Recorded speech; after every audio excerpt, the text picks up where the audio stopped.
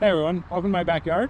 We're here to do something a little different this time. Instead of a ride video, we're going to talk about bikes, bike gear, and bike equipment.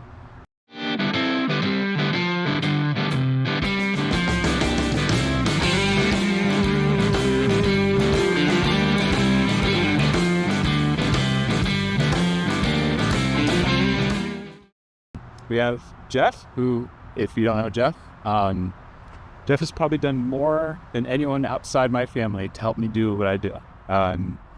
Be it show up early in the morning before dawn to pick me up, to bring me somewhere, to flying out to Colorado to support me at Leadville. So now he's here to help me talk about bikes and bike equipment and everything I'm going to be doing on the divide. So cheers, Jeff. Yeah. Thank you. So, Continental Divide. Yeah. It's a bike ride. It's got a bike. Yep. You've got a lot of bikes. Which one of those did you pick? Well, funny you asked that. It's a long race. It's got a lot of varied terrain. I hit a lot of stuff. And so my first thought was, I should probably take my mountain bike. It is a mountain bike route. It's even called the Great Divide Mountain Bike Route. Makes sense. I started thinking about it, and there's a couple of problems with that. One, I have a really aggressive mountain bike, so there's a lot of travel. It also means that there's not a lot of room to carry stuff. For 35, 40 days, I need tents, I need water, I need whatever. There's just not a lot of room in a full suspension mountain bike frame. And you can make it work. There's some products out there that will help get some racks on the back and stuff, but they are also need to fail. Okay, so scratch the mountain bike. You've got a gravel bike. Right. Seems like a great idea for this ride, but you're going to tell me why it's not. Yeah. So there's no suspension on the gravel bike. So 40 days of off-road riding without suspension will keep the heck out of you. And the other issue is it only has very small tires. It takes up to 700 by 40 tires, which is, to those for around here, for normal gravel rides, that's fine. But I run into a lot of stuff, and there's a big chance of flat tires. So, all right. So mountain bike, too much suspension, not enough carrying capacity. Right. Gravel bike, a lot more carrying capacity, no suspension. Right. Sounds like something in between might work out. So actually, when I realized that neither of these bikes would work, I started searching around, and I started looking at hardtail mountain bikes that have a lot more carrying capacity, but suspension up front. And it would hold a wider tire. And part of it is, this is a big important race. I want the right bike for it, but I also wanted to do something afterwards. I don't want it to be up on a bus saying, this is the bike I used. I want it to be functional. So I was looking at hardtails so I could do local racing, things like that. There's a lot of options out there, and I spent a ton of time in spreadsheets, analyze the geometries, weights, brazons, winter binos, all sorts of stuff. And then I found a blog called Rigs of the Tour Divide, where it catalogs all the different bikes that people are riding on, which is a great resource for a number of things. In this case, I was going through it and kept seeing one bike over and over called the Salsa Cutthroat. And turns out it's a bike made specifically for Tour Divide, and it's simply a hybrid between a gravel bike and a mountain bike. So it has very much like the mountain bike geometry. It has drop handlebars like you see on a road bike or a gravel bike. It has some Fank suspension, mountain bike gearing, controlled mountain bike tires, so wider, more durable tires. And I think something like 34% of the people that rode last year rode it on this one bike. This one bike. Yep. Or probably a good chunk of the others rode it on a pretty similar bike. Yeah. Yep. So why drop bars instead of flat bars? So I'm planning to do probably 10 hours a day on the bike. Flat bars give you one position, and that's it. So you're in this position all day, and it's pretty comfortable, but after all day, every day, you want to be able to switch it up a little bit. Drop bars give you, on top, on the hoods, down below, down back here. So a lot more positions to your hands get pretty tired after you run and stuff. And how did the ordering process go? Do you get to choose what you want? Do you just get what's stock? How long did that all take? So the Cutthroat is pretty popular, and I actually couldn't find them. I talked to Steve, the bike guy, the sponsors, and couldn't find a frame at the distributors. So I started looking online, and I couldn't find any anywhere. I finally found a used one down in South Carolina that looked like it would be the right size. And I was keying on the map, and I was helping out with the local bike event and went to a different shop who just happened to start being a Salsa dealer. And I asked if let me get one, and sure enough, you could. In my size and significantly discounted. So, done. Hey, when did it arrive? I think right about Thanksgiving of last year. So you've had it 6-7 months? Yeah, where are we now? And so, yeah, about 6 months. How many times have you been out on it? Obviously, you get that in Thanksgiving. It's New England. You're not out necessarily every day on it. Where are you? Almost every day. So in that 6 months, I think I just ticked over 2,500 miles on that bike. Wow. And this all of which was off-road or mixed turning. Yeah. Excellent. Should we show people what it looks like? I guess so. It's right over there. So this is the bike, loaded up, ready to go. Talk to us about the bike itself, and then later we can get into things like what you're carrying and how. All right. So first off, I will say that this is the bike that I never knew I needed, but I wish I'd had forever. You mentioned that gravel bike earlier.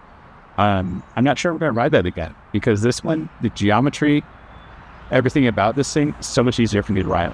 How much have you ridden it unloaded? Quite a bit. Okay. Yeah. And I can't wait to do it again. I've been training it fully loaded.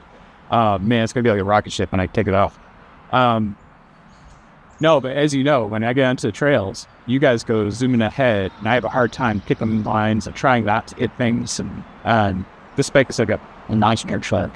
And for the first time, I feel comfortable at gravel or new terrain and feel like I can hang on press something. Keep up the lead there. So, yeah, it's been awesome. Tell us about the bike and how the bike's set up. The bike itself. So, Salsa Cutthroat 2023 GX axis beams. So what is GX axis build? It means it has certain components on it that are from SRAM that are GX level. Kind of doesn't matter because I stripped most of that stuff off. Since this has a lot of the same geometry and specs as an out bike, I took a lot of stuff off my little race bike and put it on here because I already had those components. They're nice and light.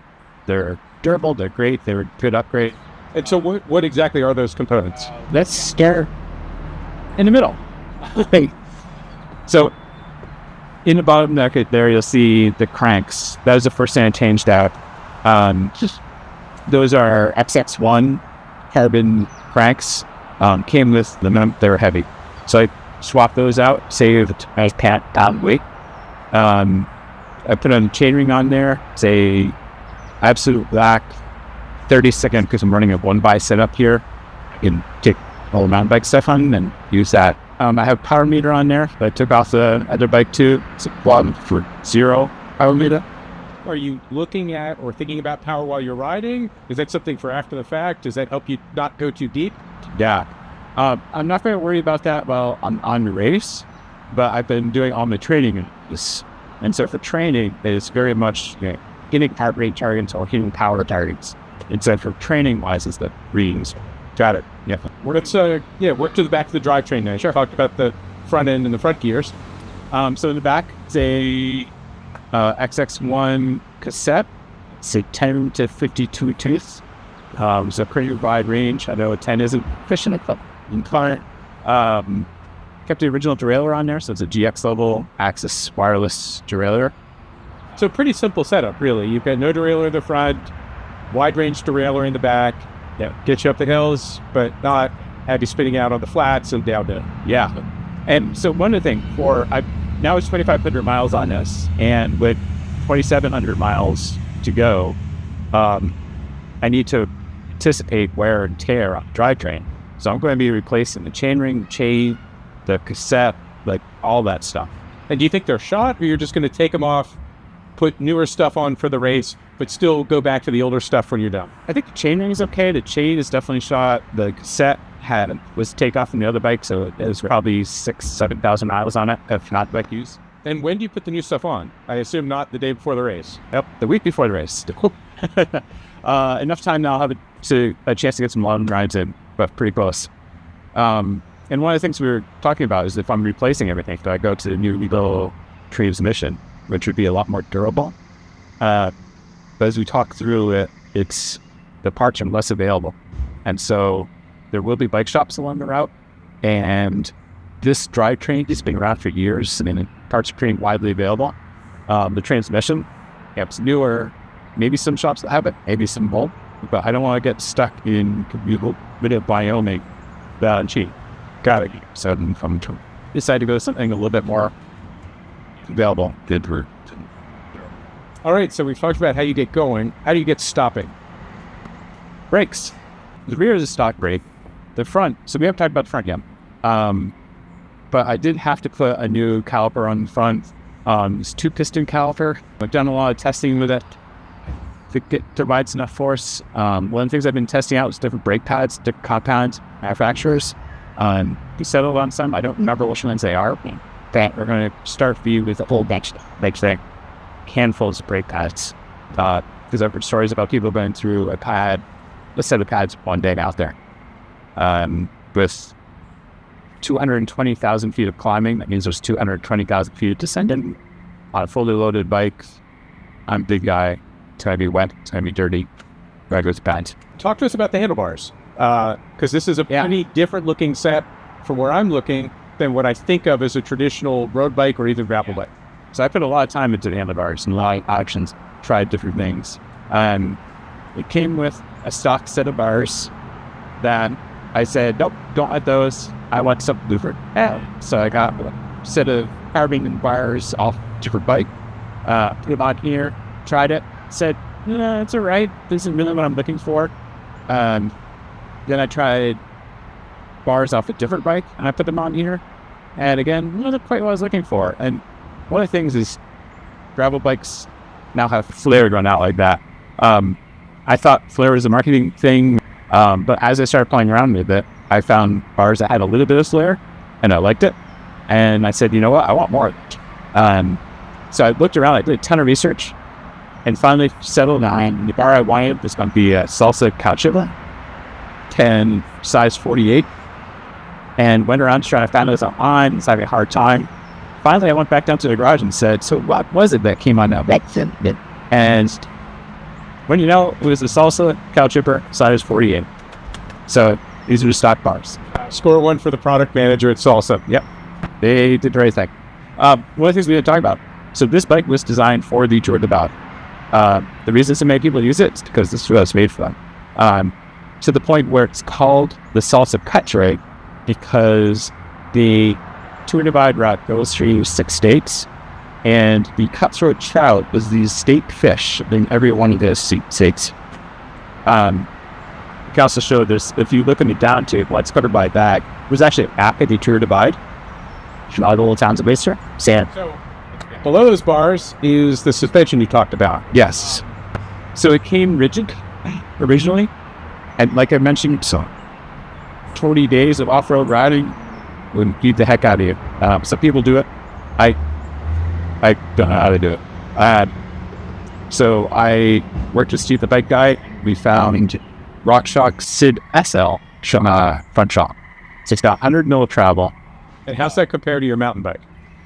The mountain bike has 150 mil. Look at some other options, but in order to fit the size tires I wanted, we were really looking at a cross-country mountain bike foam.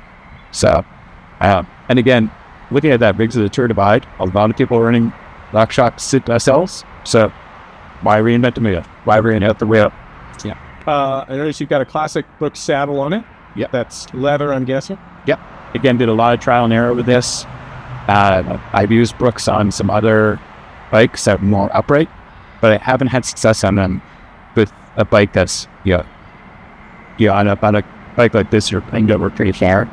But that affects your hips and things. I guess we talked about the handlebars, but we didn't talk about all of the handlebars. You talked about your weight being forward, and that's presumably because of those aero bars. So the aero bars are called bar yaks, people use aero bars on this ride, not because they want to be aero and go fast, but because you're spending 10, 12, 13, 18 hours a day in a saddle. Your hands, no matter, even if you have a whole bunch of different positions, your hands get tired. So with getting aero bars, now your weight is going on your elbows, entering the shoulders, and gives your hands rest. So I've heard triathletes talk maybe derogatorily about these as being armrests, but here they really are armrests because you're trying to do something very different from what they're doing. Exactly. Yep. So I wasn't sure. I've never used them before. So I found a pair of used aero bars on eBay for cheap. And I bought them. I put them on. I put them on. There's a thing called a thread bar back here. So instead of just having the knots on the handlebar, it connects to the stem and it basically moves them up a bit. So again, I don't want to be aero crouched down. I want to be up, relaxed. Say this, opens you up a bit. Makes it a little more functional. And obviously the aero bars are also, I don't know if it's also a thread bar, but they're attached outbound from the handlebars themselves. There's a lot going on in the cockpit. There's GPSs, there's bells, there's funds, there's all sorts of stuff. And we dive into this. When you get dark in here, not only do you not get that step off, you've lost in positions because the pads come over your handlebars. So these pads down, you can no longer use this part of it. So I was looking for solutions and found this company called Bar Yacht, and it's pretty cool. It's basically a carbon bar that sits out here, and then two connector rods, and then old school bar ends on the end of that, and then flip up cups there. And now all of a sudden, instead of losing space, now I've gained a ton of places I can mount bags and GPSs and all the stuff out here, and bells, and it's been great. I guess I can hang like 150 pounds off of that. So they're spot. And what are those buttons on the end of the bar ends there? So these are SRAM lip shifters. So that when you're down here, so that you don't have to move your hand over here to shift gears and back. How much of the terrain do you think is terrain that you can ride in those versus when you need a bit more control of the bike? And I know enough to know there's a lot of time spent in. Part of the Tour Divide is, there's a technical challenge. There's going to be some hard rock climbs. It's going to be hard descents. There's going to be a lot of monotonous gravel. You've talked a couple times now about the wide tires. Tell us about these tires. These are Rene Hurst Fleecer Ridge, 700 by 2.1 inches. Rene Hurst is kind of a smaller niche tire company. They're called Fleecer Ridge because that's one of the ridges that go down the Tour Divide. So they're designed specifically for Tour Divide by Rene Hurst, the company, plus Dale Wilcox, and this one, the Tour Divide, depending on how many times. That's whose record you're going for. Yeah. And did you get the version of these tires with extra sidewall protections? Yeah. They have 3 levels. I thought I could go to the mid-level. Out in a training ride, I tore a hole in the side fell. I said, you know what, this is dumb. I'm going for full side back. We shouldn't talk about tires without talking about wheels. Tell us about the wheels those tires are mounted on. There's a lot of electronics here. And I live or die by the GPS. I can't read all that maps. I need a GPS, which requires electricity. Plus my phone. I'm going to bring camera equipment, drones, and GoPros, an iPad. I'm going to bring all this stuff requires charge. And either I need to go find some man to sit down and spend time charging, or find a solution to recharge itself. So the front pod has a generator built into it. As I ride, it will be generating electricity. That electricity powers a front headlight, a rear tail light, and inside here I have a junction box that has 2 USB charging ports, and then that runs out to a cache battery. Electricity does come free, so I will be, as I ride, some of the power I generate will go towards charging this stuff. And there's analysis done. It says for every hour you ride, you'll have to ride an extra 2 minutes to cover that resistance, which isn't bad. 2 minutes. Right. Not a big deal. Except if you're riding 10 hours a day, that becomes 20 minutes a day. If you're riding 3 days in a row, that means now every 3 days, that's an extra hour. If you're riding 30 days in a row, well, that now means that 1 day is dedicated just to powering it. So when I'm out there and I'm on my 31st day, that day will be dedicated to Beth. I talked to a bunch of different companies and they had some different options, was working on trying to things. Steve, the bike guy, pointed me to a company called Nova. And when I started looking on their site and I talked to them, and they built up a set of wheels. So it's got Dynamo hub, it's got their TR32 carbon rims. Was there anything in particular they did for Tour Divide that might have been a little bit different than their stock wheels? No, it's pretty much just stock cross-country mountain biking. When DT Swiss 240 hub in the back. So we're running out of parts on the bike. Maybe a quick talk about pedals, but other than that, it might be right. It's about the seat. It's mounted to a Cane Creek E-Silk Plus. Right. So seat post. So the whole thing has some suspension built in. So it's a hardtail bike, but I got suspension back there. The pedals are Shimano XTR. Bottom bracket is stock. Headset is stock. Cane Creek. The stem is stock. All right. Well, I think you're ready to ride, Chris. Next time we'll come back and we'll talk about what's in all these bags.